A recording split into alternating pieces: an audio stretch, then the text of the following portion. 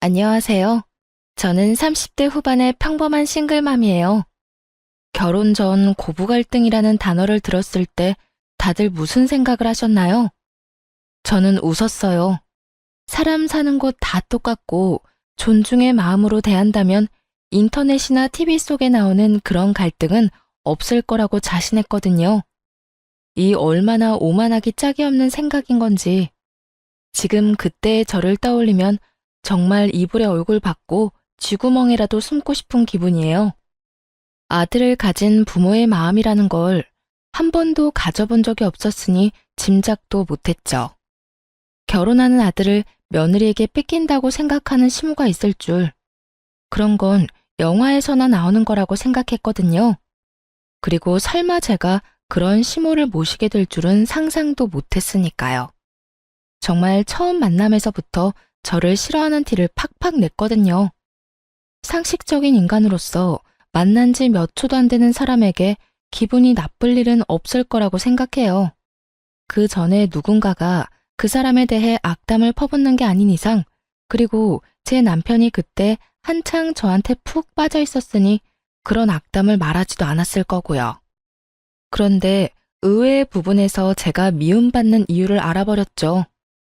우리 아들한테 이야기는 많이 들었다. 그래, 참 착하고 능력도 좋다지. 그 나이에 자기 가게 가지고 있는 사람도 드물긴 하지. 그렇다고 뭐든 다 잘하는 완벽한 사람이 있을 리가 없고 분명히 그 외에 어딘가에 하자가 있다는 이야긴데. 그 말은 악담이라기보다는 악의로 가득 차 있었어요.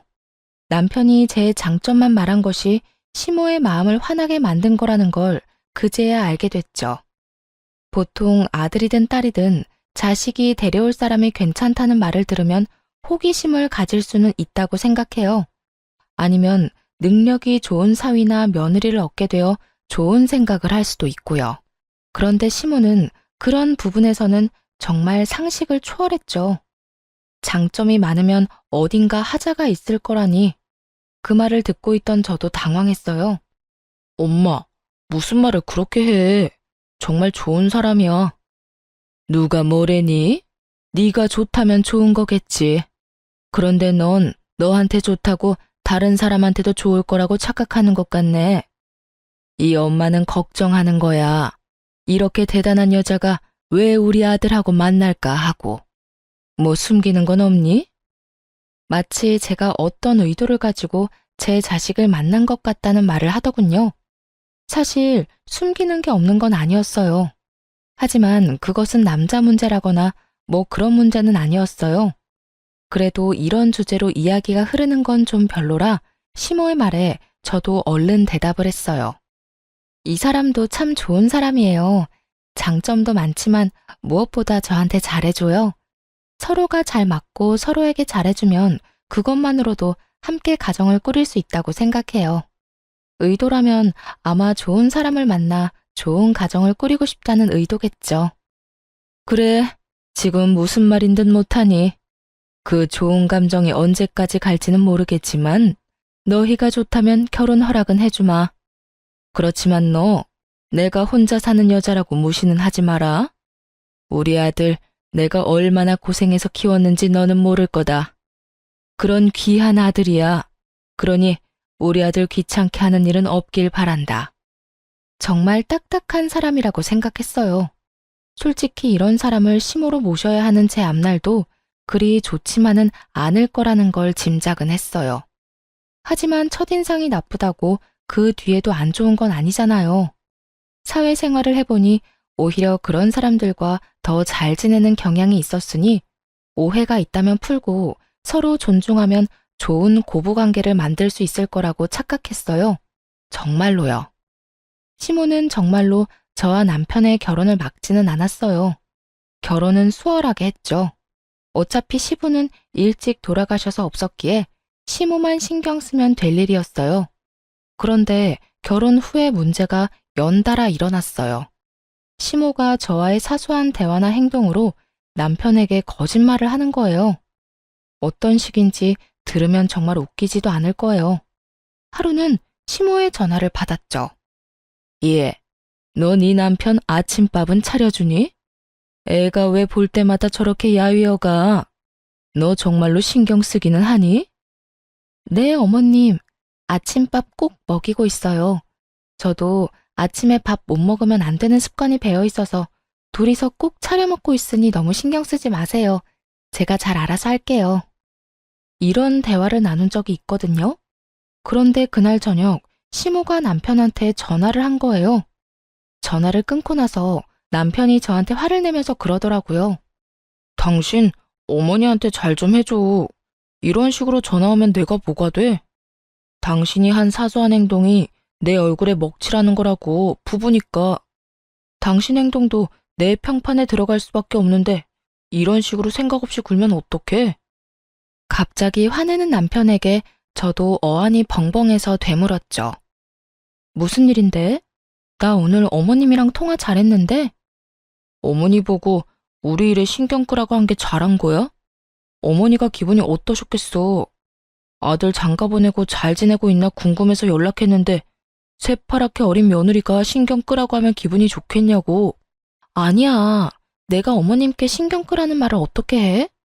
어머님이 당신 아침밥 먹이고 있는지 확인하셔서 잘하고 있다고 어머님 신경 안 쓰셔도 된다고 말했지. 그 말에 어디가 신경 끄라는 말이야. 정말로 그렇게 말했어? 제 말에 그제야 남편이 화를 누그러뜨리더군요. 당연하지. 나 통화 녹음 자동으로 되는 거 알지? 그거 들려줄까? 그걸 듣고 나서야 남편이 제게 미안하다며 사과하더군요. 그러면서 어머니가 연세가 많아서 잘못 들으실 때도 있으니 이해해달라고 하더군요. 그런데 저는 그게 잘못 들은 거라고 생각하지 않았어요. 그 이전에도 이런 일이 종종 있었거든요. 분명 인사를 했는데 인사를 안 했다고 남편에게 이르거나 밥상을 차릴 때 조심스럽게 차렸는데도 기분 나쁘게 탁탁 소리내면서 밥 차렸다고 말할 때도 있었어요. 정말 이렇게 사소하고 작은 것들을 치사하게 건드는 시모를 보며 저도 점점 인내가 사라지고 있었어요. 그런데 이 모든 일들은 그냥 장난 수준이었어요. 제대로 된 한 방이 그 뒤에 크게 터졌거든요. 바로 제가 아들을 낳고 난 뒤에 일어난 일이었어요. 2년 만에 생긴 아이여서 저도 정말 행복한 날이었거든요. 그런데 출산일에 시모가 올라와서는 슬쩍 그러더군요. 손주가 영 아빠를 안 닮았네. 남편은 기분이 좋아서였는지 시모의 그 말을 농담처럼 넘기더군요. 어머니, 애들은 크면서 바뀐다잖아요. 그래도 나 닮은 것도 있어요. 발이 나랑 똑같잖아. 그러면서 농담으로 넘기니 저도 그때는 웃을 수 있었어요. 그런데 그 뒤에 우리 아들을 볼 때마다 시모가 계속 그 말을 하는 거예요. 아무리 생각해도 얼굴이 네 얼굴이 아니야. 그렇다고 제 어미를 많이 닮은 것도 아닌 것 같은데. 크면서 얼굴이 바뀌어도 엄마나 아빠를 닮아야 하는데 전혀 그렇지를 않으니. 시모만 만나면 이런 소리를 듣는 거예요. 친정에 가면 저랑 많이 닮았다는 이야기를 많이 들었거든요. 이번에도 그냥 넘어가려는데 남편이 뭔가 이상한 표정으로 저를 보더군요. 그날 시모가 돌아가고 나서 남편이 저한테 눈치를 보며 말하더라고요. 우리 아들 친자검사 한번 해볼래? 그 말에 저는 순식간에 분노가 차오르는 것을 느꼈어요. 너 무슨 의도로 그런 말 하는 거야? 어머님이 당신도 나도 안 닮았다는 말 했다고 당신까지 그렇게 생각하는 건 아니지? 정말 화가 머리 꼭대기까지 났어요. 친자검사를 하자고 하는 말 자체가 저의 부정을 전제로 꺼내는 말이라고 생각했거든요. 차라리 남편이 우리 아들이 산부인과에서 바뀐 거 아니냐는 식으로 말했다면 제가 이렇게 기분이 덜 더러웠겠죠. 그런데 남편이 제 외도를 바탕에 깔고 그런 말을 한 것 같아서 기분이 정말 안 좋았거든요. 여보, 아니야. 나 그런 식으로 생각하는 거 아니야. 당신을 의심하는 게 아니라 엄마가 저렇게 완강하시잖아. 매번 그런 소리 듣는 당신도 기분 나쁠 거고. 나도 매번 둘 사이에 끼어 있는 것도 그렇고. 우리 아들이 내 자식이 아니라고 생각 안 해. 그래도 짜증나. 싫다고. 내가 그런 검사했다는 걸 사람들이 알아봐. 내가 그런 여자처럼 보일 거 아니야. 왜 그런 짓 한 것도 아닌데. 당신, 설마 내가 그런 짓 저질렀다고 생각하는 건 아니지? 아니라니까. 엄마 때문에 그래. 엄마 때문에. 당신 기분 나쁜 건 알지만 매번 이러다가 나중에 우리 아들이 들을까봐 그러지. 그럼 당신이 어머님 좀 어떻게 해줘. 당신도 느끼고 있을 거 아니야. 어머님이 유독 나한테 팍팍하게 구시는 거. 이번에도 어머님이 내 외도 의심한 것처럼 보이잖아. 처음에는 농담으로 넘어갔다고 쳐도 그 뒤부터는 그런 이야기가 농담으로 들려? 분명히 그런 생각을 하고 계시니까 그런 말 하시는 거지. 그러니까 해보자는 거야. 엄마가 착각하고 계시는 거니까. 우리가 해서 보여주면 믿을 수밖에 없잖아. 안 그래? 남편의 말은 정말 짜증이 났지만 그래도 검사는 진행할 수밖에 없었죠. 한번 정확하고 확실하게 보여주면 그 뒤부터는 저딴 말 입에도 꺼내지 않겠지 싶었거든요. 그날 하루 잠도 못 자고 꼬박 고민한 저는 시모와 남편을 데리고 유전자 검사하는 곳으로 향했어요. 어머님, 검사하는 거 제가 문제 있어서 검사하는 거 아니에요. 어머님이 뭘 원하시는 건지 모르겠지만 남편이 어머님 납득시키려면 이렇게 해야 한다고 해서 확실하게 하려고 어머님도 여기 모신 거예요. 그러니까 검사 결과 나오면 앞으로 장난으로라도 우리 아들이 남편 닮지 않았다는 말은 하지 마세요. 약속해 주실 수 있으세요? 당돌한 제 말에 시모가 알겠다고 깔끔하게 말하더군요. 그 의미를 전혀 모르겠더라고요. 며느리가 외도를 했다고 확신을 했다면 이런 검사도 못 믿는다고 했을 수도 있었을 거예요. 그런데 의외로 깔끔하게 수긍을 하니 의도가 뭔지 모르겠더라고요. 그렇게 검사를 했고 결과는 역시 친자일치였어요. 남편은 당연하다며 고개를 끄덕였고 시모는 갸우뚱하더군요. 아이 포함해 4명이 모여있는 집에서 시모가 아이를 빤히 보더니 검사 결과지를 한 번 더 보더군요. 그러고는 뭐라고 하는 줄 아세요? 그런데도 참 안 닮았단 말이지. 하긴 외탁을 했으면 못생겼을 수도 있지. 결혼식 때 보니 너희 처가 사람들 얼굴이 다 고만고만하니 멀끔한 사람이 없더라. 우리 집안 사람들이 그래도 얼굴은 하나같이 잘났는데 외탁을 하니 영 못쓰겠네. 이러더군요. 저희 집 사람들을 모조리 싸잡아 모욕하는 발언에 저는 너무 어이가 없어서 저도 좋은 말이 나오지는 않았어요. 어머님, 도대체 무슨 말씀하시는 거예요? 어떻게 그런 말씀을 하실 수가 있어요? 저희 가족들이 어떤데요? 어머님한테 그런 소리 들을 분들 아니거든요? 내가 틀린 말 했어? 맞는 말을 한 거 가지고 왜 이 난리야? 밖에 나가서 지나가는 사람들 붙잡고 물어봐라. 우리 아들만큼 잘생긴 애가 어딨냐? 그런 아들 피 반도 못 따라가는 하자 있는 결과물을 내놨으면 죄송하다고 사죄를 해도 못할 망정 네가 뭔데 화를 내? 새파랗게 어린 게 시어미한테 대드는 꼴이라고는. 이래서 잘난 년은 안 돼. 지 잘난 맛에 사니 어른 공경할 줄을 모르지. 지금 손주한테 결과물이라고 하셨어요? 그리고 제가 무슨 사죄를 해요? 상식을 초월한 발언에 저는 기절하기 직전이었어요. 그만큼 크게 흥분한 적이 처음이었거든요. 화가 너무 나면 말도 제대로 안 나오는 거 아시나요? 머릿속이 엉망이 되더군요. 그리고 너 친자검사 누가 하자고 했는지 아냐? 우리 아들이 하자고 했어. 아무리 봐도 자기랑 안 닮았다고. 내가 그런 소리 한 것도 있지만 그런 이야기 들었다고 마누라 의심할 정도면 너도 행실이 그다지 좋지 못했다는 뜻 아니겠냐? 그 말에 더 화가 났어요. 저한테는 아니라고 어머니를 설득하기 위해서라고 말해놓고 본인은 정작 저를 의심하고 있었다니. 소름이 쫙 돋더라고요.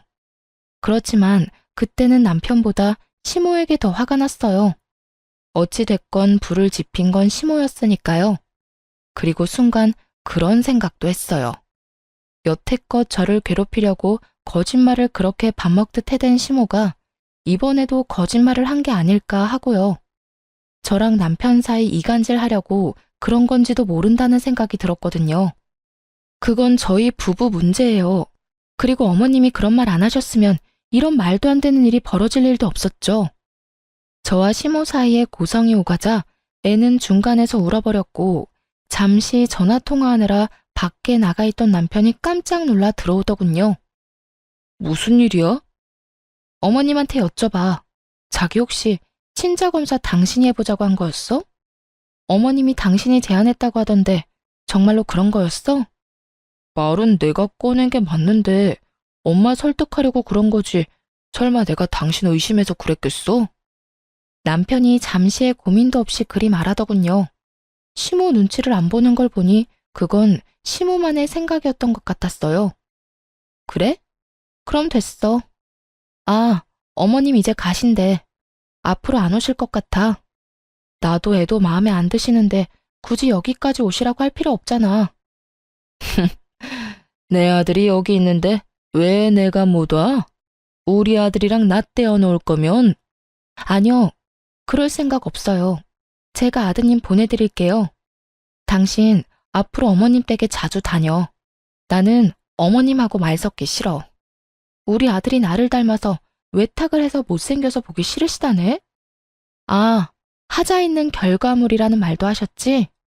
내 자식이기도 하지만 당신 자식이기도 한데 제 말에 남편도 깜짝 놀랐는지 시모에게 소리를 지르더군요.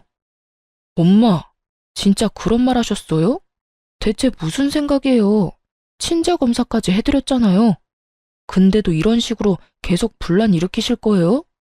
이 사람도 많이 양보해서 검사해 줬으니 어머니도 이쯤에서 좀 그만하세요. 시모는 그런 남편을 본체만 채하고는 저를 흘겨보더니 기분 나쁘다는 듯 가방을 들고 밖으로 나가더군요. 시모를 쫓아나갔다가 다시 돌아온 남편이 저를 달래듯 그러더라고요. 어르신들 늙으면 애 되는 거 알잖아. 그러니까 너무 신경 쓰지 마. 노인이 유치하게 구는 건 이해하는데 너까지 유치해지진 말자. 이해하고 넘어갈 수 있잖아. 왜 그걸 못 참아? 내가 왜 참아야 하는데? 내 가족 욕하는 거 참고만 있으라고? 너는 어디 가서 네 자식한테 하자 있다고 하면 기분 좋겠어? 어떻게 저렇게 생각 없이 굴 수가 있냐고. 내가 마음에 안 들면 나한테만 그러라고. 왜 애꿎은 우리 가족이랑 애까지 건드리는 건데 세상에 부모 자식 건드리는 사람을 어떻게 용서를 해? 나는 절대 싫어. 그러니까 앞으로 어머니하고 연락 주고받을 거 있으면 당신이 알아서 해. 나는 연락 같은 거 하기 싫어. 남편도 이번에는 시모가 더 나빴다고 생각은 하는지 더 이상 저한테 뭐라 하지는 않더군요. 그리고 연락도 남편이 알아서 다 하고요. 명절 때도 남편이 저를 친정에 데려다주고 시댁을 갔어요. 궁시렁거리는 남편에게 손주도 마음에 안 들어 하시는 양반인데 가서 뭐 하냐고 이야기했더니 그 후로는 권유하지 않더라고요. 그렇게 저는 시모 연락처도 지워버렸어요. 정말 그 시간이 얼마나 평온한지 얼굴 안 보고 사는 게 진짜 정신 건강에 좋더라고요. 그렇게 계속 안 보고 살았다면 좋았을 거예요. 그건 정말 사고가 나는 것처럼 우연히 벌어졌어요. 그날 오랜만에 애기 데리고 외출한 날이었어요. 친정엄마가 오셔서 아기 옷을 사준다고 했거든요. 집안에 계속 있어서 몸도 굳었고 애기 콧바람도 넣어주려고 친정엄마와 백화점 나들이를 다녀오는 길이었어요. 첫 손주의 하나뿐인 손주이다 보니 친정엄마가 제 아들에게 주는 사랑은 한도 없는 신용카드와 같았어요. 뭐든 사주려는 엄마를 뜯어 말렸지만 아이 옷이며 신발 모자에 장난감까지 두 손 가득 종이봉투를 들고 집으로 왔어요. 집 근처 주차장에 차를 주차하고 짐을 꺼냈죠. 그렇게 차 앞을 지나 집으로 들어가려는데 그 앞에서 우연히도 시모와 마주친 거예요. 저와 시모 사이에 있었던 일은 친정엄마에게 말한 적 없었고 어머니나 아버지에게 알리고 싶은 마음도 없었어요. 부모님에게 그런 이야기를 하기에는 두 분에게 너무 죄송하기도 했고 아버지가 생각보다 크게 반응할 것 같아서 아무 말 안 한 거였죠. 그런데 이렇게 친정엄마와 같이 있을 때 마주쳐버리니 인사는 해야겠더라고요. 어머나, 안녕하세요, 사부인. 오랜만이에요. 혹시 애들 보러 오셨어요? 제가 애들을 너무 오래 데리고 있었네요. 저희 어머니가 사근사근 웃으며 시모에게 인사를 했어요. 아니에요. 잠깐 근처 왔다가 들른 것뿐이에요. 그런데 짐이 많네요. 시모는 시큰둥하게 어머니에게 대답하더군요. 저는 시모가 이렇게 시큰둥한 모습도 다행이라며 마음을 쓸어내렸어요. 저번에 싸우고 헤어지고는 처음 만나는 거라 시모가 저한테 욕이라도 했다면 친정엄마도 참지 않았을 테니까요. 아무래도 첫 손주다 보니 마음도 눈길도 많이 가네요. 그래서 애기용품 좀 샀어요. 물론 사부인께서도 신경 많이 쓰셨겠지만 저희에게도 워낙 귀한 손주다 보니 저도 모르게 손이 가더라고요. 어휴, 귀한 분 밖에 세워두면 안 되지. 딸, 얼른 들어가서 시어머니 모셔. 물건은 내가 내일 직접 갖다 줄 테니까. 너 이대로 애 업고 짐까지 들고 못 가. 내일 보자. 친정엄마는 저와 시모를 생각해서 자리를 빠르게 뜨려고 하더군요. 그거 아니더라도 솔직히 사돈끼리 있으면 어색하고 그렇잖아요. 그렇게 친정엄마가 들고 있던 짐을 들고 다시 차로 돌아가고는 손인사를 하고 집으로 갔어요. 저는 생글생글 웃는 낯을 집어치우고 시모에게 물었어요. 여긴 어쩐 일이세요? 너 보러 온 거 아니니까 신경 끄거라. 시모는 냉정하게 말하더니 큰 길로 나가더군요. 수상했어요. 여기에 올 일이 별로 없는데 굳이 저희 집 앞에서 마주쳤다는 것이 참을 수 없이 의심스러웠어요. 그렇지만 지금 당장 무슨 일이 벌어진 건 아니라 찝찝한 마음을 뒤로하고 집으로 향했죠. 그런데 그날 저녁에 남편이 집에 왔는데 시모와 함께 왔더군요. 당신 도대체 뭐 하는 사람이야? 집안에 있으면서 우리 엄마 못 들어오도록 막은 이유가 뭐야? 뭐? 갑자기 무슨 소리야? 시침이 떼지 마. 엄마가 나 보러 집에 오셨는데 네가 못 들어오게 했다면서 어떻게 시어머니를 밖에다 세워둘 수가 있어? 정말 어이가 없었어요. 시모가 남편 뒤에서 억울하고 서러운 표정으로 말하더군요. 예, 그것만이 아니다. 내 욕을 자기 엄마한테도 했는지 요 앞에서 사부인하고 만났는데 나를 무시하고 밀어내고 얼마나 무례하게 굴었는지 아니? 내가 남편 없이 산다고 이런 취급을 받아야 하니? 내가 나가 죽어야지. 늙으면 콱 죽어야 돼. 오래 살면 험한 꼴 본다더니 며느리랑 사돈댁한테 이런 무시를 다 당하고 또 거짓말을 지어내더군요. 저는 새삼스럽지도 않았어요. 그래서 더 냉정해졌죠. 어머님, 거짓말하지 마세요. 저희 어머니도 저도 그런 적 없잖아요. 제가 밑에서 어머님 마주쳤을 때 여기 무슨 일이냐고 여쭸잖아요. 그때 어머님이 뭐라고 하셨어요? 너 보러 온 거 아니니 신경 끄라고 그렇게 말씀하셨잖아요. 그러고서 큰 길로 가는 것까지 보고 집에 들어왔는데 무슨 말씀하시는 거예요? 지금 뭐 하는 거야? 우리 엄마 거짓말쟁이로 몰아가는 거야? 너 이 정도로 인간 이하인 사람이었어? 우리 엄마 홀몸으로 나 키우느라 고생하신 분이야. 나한테 의지 많이 하셔서 당신이 화낼 수 있다고 생각해. 그래서 당신이 어머니랑 마주치지 않도록 노력하고 있잖아. 그런데 나 보러 온 어머니 내쫓은 것도 모자라서 당신네 식구들이랑 편먹고 밀치고 무시까지 해. 넌 뭐가 그렇게 잘났어? 너희 가족은 뭐가 그렇게 잘나서 남의 부모 무시해? 가만 보면 너뿐만이 아니라 너희 가족들은 아나무인의 무례한 사람들밖에 없네. 더럽게 비싼 척 굴기만 하고. 친정 사람들을 싸잡아 욕하는 남편놈을 보며 저는 순간 말이 안 나왔어요. 기가 막혀 남편을 쳐다보고 있노라니 그 뒤에 서 있던 시모 얼굴에 슬그머니 미소가 번지더군요. 이 사람이 또 제 뒤통수를 치려고 작정했나 보다 싶었어요. 제가 아무 말도 없으니 남편이 더 기세등등하게 입에서 더러운 말을 쏟아내더군요. 윗물이 맑아야 아랫물이 맑은 법이야. 당신 어머니가 예의를 모르고 사돈 보기를 우습게 보니 당신도 우리 엄마한테 그렇게 싸가지 없게 굴었겠지. 친정엄마를 모욕하는 남편 말에 저도 더 이상 참지 못했어요. 당신이 나한테 그런 말 할 자격이나 있어? 그리고 이런 말 한 거 책임질 수는 있어? 책임? 책임은 네가 져야지. 우리 엄마 이렇게 만든 거 다 네 탓이잖아. 그래? 그럼 진짜로 누가 잘못인지 알아보자. 두 사람 다 어디 가지 말고 거기 앉아서 기다리세요. 저는 친정 어머니에게 연락해서 오늘자로 찍힌 블랙박스 영상 보내달라고 했어요. 그러자 시모 얼굴이 새파랗게 질리더군요.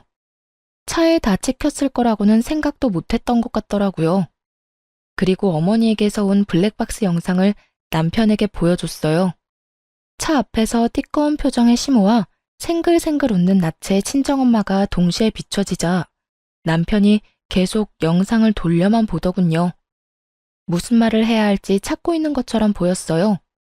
싸질러 놓은 말들은 더 이상 담을 수 없는데 수습을 하려니 답이 안 나오는 듯 머리만 벅벅 긁더군요. 그렇게 꿀먹은 벙어리가 돼서 한참을 폰만 돌려보던 남편에게 제가 먼저 말을 걸었어요. 직접 보니까 어때? 당신이 어머님한테 들은 게 사실인 것 같아? 여기 어디에 밀치고 무시하는 장면이 있어? 이 장면 어디에 싸가지 없고 무례하고 사람 무시하는 사람이 있냐고. 그게 있으면 당신 어머님이겠지. 시종일관 웃는 낯으로 말하는 우리 엄마 앞에서 잔뜩 굳어서 기분 나쁜 표정 짓고 있는 건 당신 엄마니까. 시모도 증거 영상을 보고 거짓말이 들통난 터라 아무 말 못하고 있더니 결국 한 소리 듣고는 자리에서 일어나 밖으로 나가버리더군요. 당신이 뭔데 아무죄 없는 우리 엄마를 욕해? 너희 엄마 말이면 똥으로 매주를 쓴데도 믿겠지? 마누라가 얼마나 만만해 보이면 처갓집 식구들까지 아래로 보겠어. 불쌍한 우리 엄마 이용해서 자기한테 유리하게 말 지어내고. 근데 더 화가 나는 건 그 얄팍한 수에 넘어가서 나랑 우리 엄마 신나게 욕한 당신이야. 나는 당신 어머니처럼 입만 열면 거짓말하면서 옆 사람 힘들게 만드는 사람 부모로 모시면서 살고 싶지 않아. 에이, 별것도 아닌 일로 무슨 그런 말을 해. 내가 잘못했어. 다 잘못했으니까 이제 그만 화 풀어.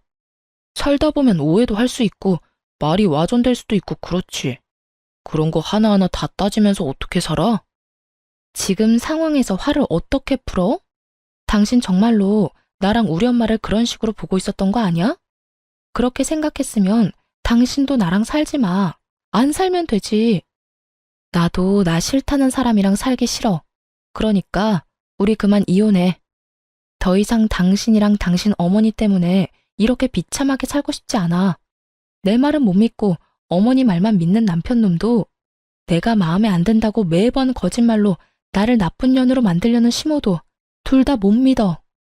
상황을 한없이 가볍게 여기며 사과했으니 그냥 넘어가자는 남편놈을 보며 제 마음은 차갑게 식어가고 있었어요. 그리고 머릿속에는 이혼 생각이 굳게 자리 잡아가고 있었죠. 남편이 시모와 연을 끊고 살겠다고 한다면 이혼은 잠시 미뤄둘 생각도 있었어요. 그런데 그 주 주말에 시댁 어른 잔치에서 시모가 내 욕을 하고 다녔다는 이야기를 제가 듣게 됐죠. 이모님 칠순 잔치를 한 그 가게 사장이 저랑 같은 개원이었거든요. 그 친구가 저한테 말해주더군요. 아주 악에 바친 것처럼 이 사람 저 사람한테 며느리랑 사돈댁이 자기 무시했다며 없는 말 퍼다 나르고 있었다고요. 결국 저는 참지 못했어요. 기다려주지도 않았어요. 그날 저녁 남편이 퇴근해서 돌아오자마자 문 앞에서 말했어요. 우리 이혼해. 내가 어떻게든 참아보려고 했는데 당신 어머니 하는 행동 때문에 더는 안 되겠어. 어차피 당신도 고민한 적 없잖아. 어머니랑 나 사이에 있었던 일 그냥 흐지부지하게 지나가고 싶은 거 다 알아. 그치만 나는 더 이상 내가 없는 데서 욕 얻어먹고 싶은 마음 없거든? 이혼 소송하면서 당신 어머니에 대한 명예훼손 소송도 진행할 거야. 만나는 사람들 모두에게 나랑 우리 엄마 욕하고 다닌다는데 어디 계속 그렇게 하시라고 전해줘. 며칠 있다가 법원에서 연락할 테니까. 야, 꼭 그렇게까지 해야겠어? 우리 엄마가 잘못한 것도 있지만 네가 얼마나 싸가지 없게 굴었으면 우리 엄마가 저렇게 행동하겠어?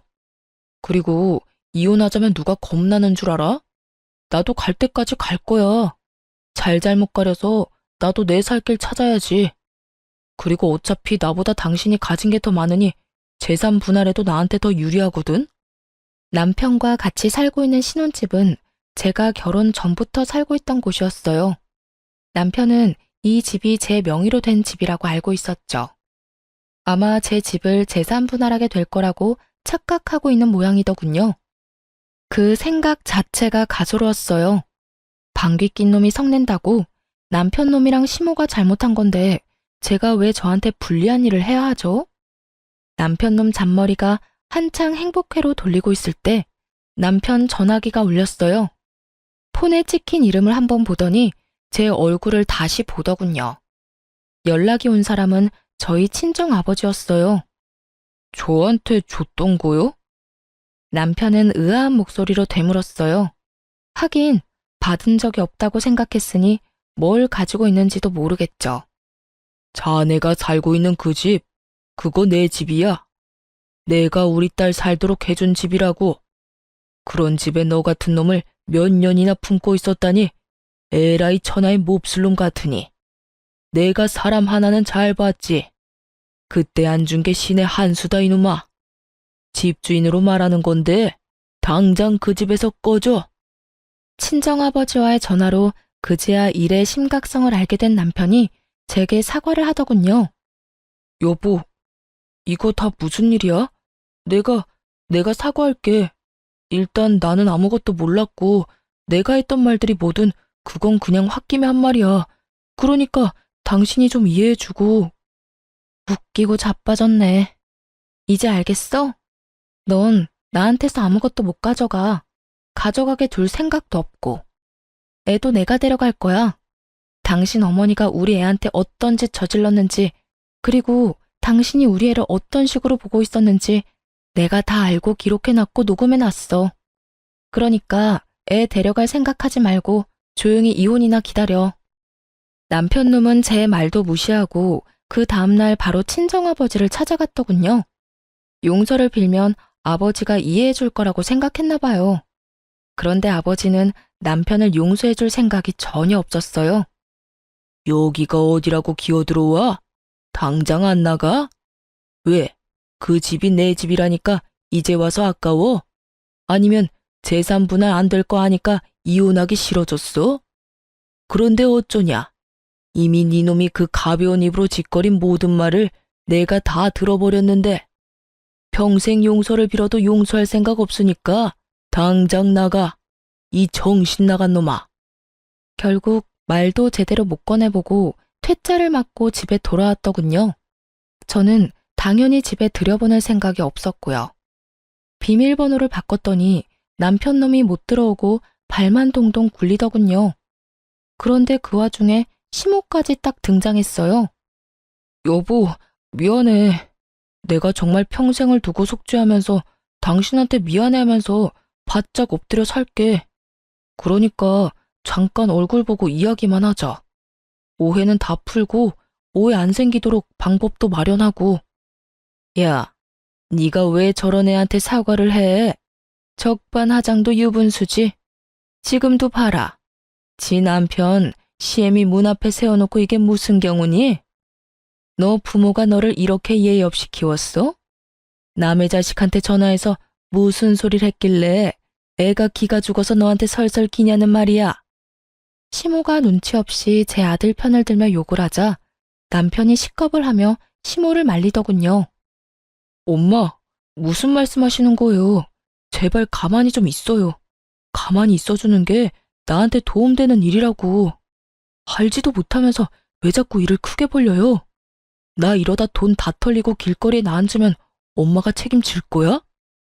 갑자기 자기에게로 화살이 돌아오자 시모가 급 당황하며 어리둥절해 하더군요. 하긴 그간 충실히 시모 편을 들던 남편이 갑자기 노선을 변경하니 당황할 수밖에요.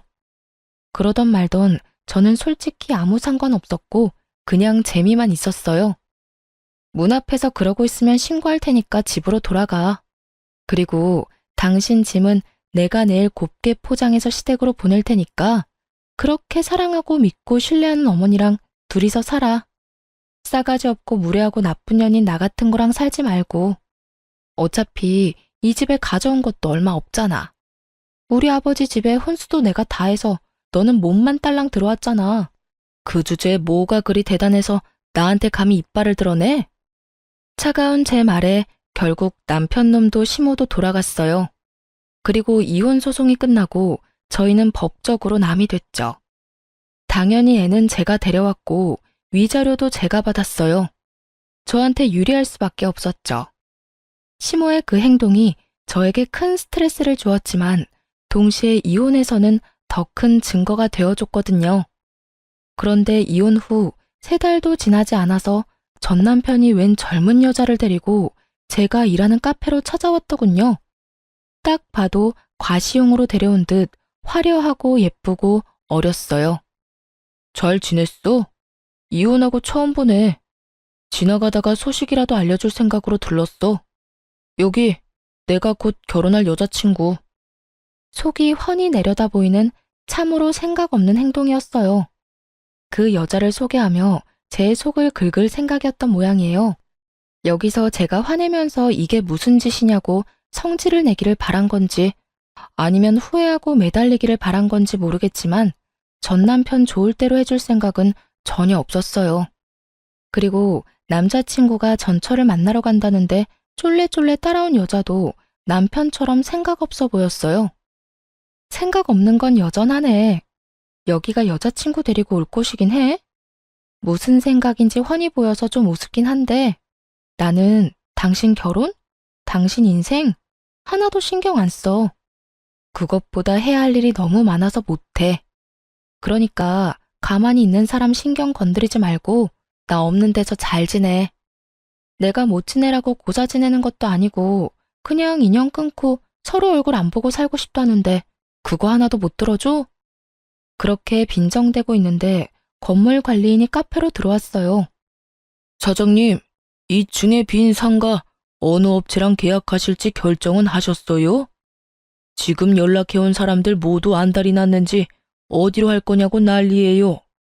장사도 잘 되는 데다가 상권도 좋고 건물 관리도 잘 돼 있으니 다들 탐이 나긴 하겠죠. 너무 늦어지면 곤란하니까 오늘 중으로 결정했으면 싶은데 사장님 생각은 어떠세요? 나이 지긋한 남편도 종종 카페를 오가며 알고 지냈던 건물 관리인이 제게 빈 상가 계약건에 대해 묻자 전 남편이 얼굴이 잿빛이 되더군요. 아저씨는 어때요? 솔직히 입점시킬 때 멀쩡한 사람 안 들어오면 다들 스트레스만 받는 거 아시죠? 스트레스야 사장님이 받지 일개 관리인인 제가 받을 일이 있나요? 그래도 앓는 소리 한 거 치고는 건물 경영도 제대로 하시잖아요. 이 건물 받고도 이 정도로 잡음 없으면 건물주 할 능력은 되고도 남는 거죠. 관리인과 농담을 하며 이야기를 하는 내내 전 남편은 저와 관리인을 번갈아가며 이야기에 집중하더군요. 그리고 관리인이 나가자마자 저한테 물었어요. 당신이 왜 2층 상가 계약을 결정해? 그리고 건물을 받아? 왜긴 이 건물이 내 건물이니까 그렇지. 2층 상가 하나가 비었는데 거기 들어오려고 여러 업체에서 연락이 오는 바람에 요즘 좀 바쁘거든. 그래서 당신이 내 신경 건드리려고 하는 이런 짓들이 정말로 하찮고 짜증나. 시간도 없는데 이렇게 당신의 그 어이없는 놀이에 어울려주는 것도 시간 낭비라고 생각하니까. 제 말에 남편 눈이 확 커지더군요. 이게 당신 거라고? 이 건물이? 가게가 아니라? 그래, 이 건물 원래 아버지 거였거든. 그런데 나 이혼하면서 아버지가 나한테 줬어. 아버지가 나 결혼할 때 당신 모르게 나한테 요구한 게 있거든? 아버지 이름으로 된 건물 다 숨기라고. 당신이랑 결혼해서 애 낳고 5년이 지났는데도 우리가 잘 살고 있었으면 이 건물 주겠다고 하셨어. 근데 애가 5살이 되기 전에 우리는 이혼을 했지. 네가 개차반 같은 인간이고 우리가 이혼을 했으니 아버지가 아주 잘했다면서 이혼과 동시에 나한테 준 거야. 나는 이 건물 받으면 원래 당신이랑 공동명의로 하려고 했거든? 근데 그때 아버지 말 안 듣고 이 건물 받았으면 너한테 다 뺏겼을지도 모른다고 생각하니까 엄청 오싹하네. 잘 된 거지. 우리 아버지가 현명하시긴 하셔. 신기하지? 아버지는 당신 뭘 보고 이런 사람인 걸 예상했을까? 그때는 당신도 제정신처럼 보이긴 했는데 말이야. 아버지가 저에게 숨기라고 한 것은 아버지의 재력이었어요. 제가 나쁜 사람에게 이용당할까봐 걱정이었다고 하셨거든요. 작정하고 속이려고 드는 놈들은 못 이기니 처음부터 네가 먼저 상대방을 속이라고 말이죠. 그러니 처음부터 그 건물은 제 것이 될 거였어요. 전 남편만 모르고 있었을 뿐이죠. 그리고 솔직하게 말하면 공동명의는 거짓말이었어요. 전 남편과 같이 할 생각도 없었고 아버지가 그걸 허락해 줄 뿐도 아니었죠. 이혼 전에도 남편 이름으로 하느니 외손주 이름으로 하는 게 더 낫다고 생각하시고 계셨더라고요. 그런데 제가 왜 그런 말을 했는지 아세요? 전 남편의 그 표정이 보고 싶었거든요. 아쉬워서 죽을 것 같은 표정. 손에 다 들어올 뻔했던 행운이 송두리째 사라지는 표정. 그 표정을 보고 싶어서 거짓말을 했어요. 젊은 여자 데리고 와서 저를 흔들려고 한 놈에게 이 정도 거짓말은 별거 아닌 거죠. 제 작전이 잘 먹힌 건지 전 남편은 환장하겠다는 표정을 그대로 지어 보인 채 죽을 상을 하고는 그대로 가게에서 나갔어요. 그것도 데려온 여자친구도 내버려 두고 말이죠. 정말로 만에 하나 전 남편이 저와 아들에게 정말 잘하고 친정에도 살뜰하게 잘해줬다면 아마 저는 이 건물을 공동명의로 하자고 아빠한테 말했을지도 몰라요. 제 가족을 자기 가족처럼 여기는 사람이라면 당연히 믿을 수 있었을 테니까요. 하지만 슬프게도 전 남편은 그런 사람이 아니었어요. 그리고 그 시모는 더더욱 도움되는 사람도 아니었죠. 그렇게 헤어지고 떠난 전 남편에게서는 안 좋은 소식만 내내 들려오더군요. 단골 손님 중에 남편과 같은 직장에 다니는 사람이 있었거든요. 순서로 치자면 남편이 그 손님을 저희 가게에 데려와서 저희 가게 단골이 된 사람이었죠. 솔직히 전 남편과 이혼할 때 단골을 잃을까봐 걱정을 많이 했어요. 남편이 데리고 온 손님들도 제법 있었으니까요.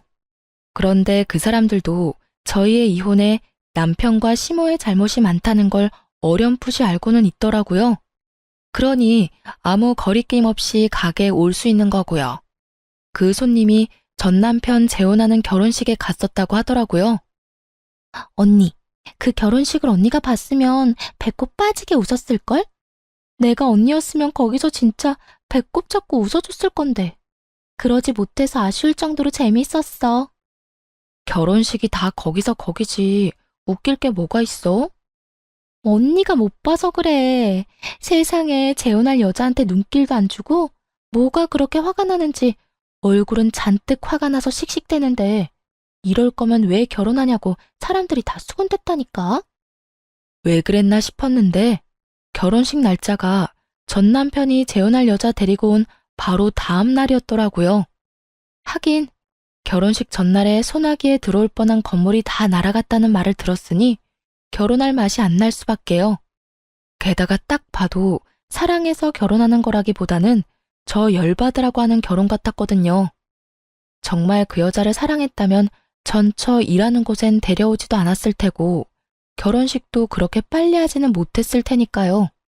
사람들 눈과 소문으로부터 사랑하는 여자를 지키려면 결혼식도 연애도 신중하게 해야 했을 텐데 그런 게 아닌 거 보면 정말 홧김에한 결혼이라는 말밖에 안 되잖아요. 그런데 이야기를 들으면 들을수록 이혼하길 잘했다는 생각이 들더군요. 요즘 그 집안 돌아가는 상황이 영 심상치 않다고 했어요. 전 남편은 자기한테 왔어야 할 재산이 시모 때문에 모조리 날아갔다며 시모 탓만 하며 모질게 굴고 있다고 하더군요. 물론 시모가 가장 많이 잘못하긴 했지만 자기 잘못도 충분히 있는데 그렇게 싸고 돌던 시모를 탓하는 걸 보니 제가 뿌린 씨앗이 남편에게 큰 스트레스를 준 게 분명해 보였죠.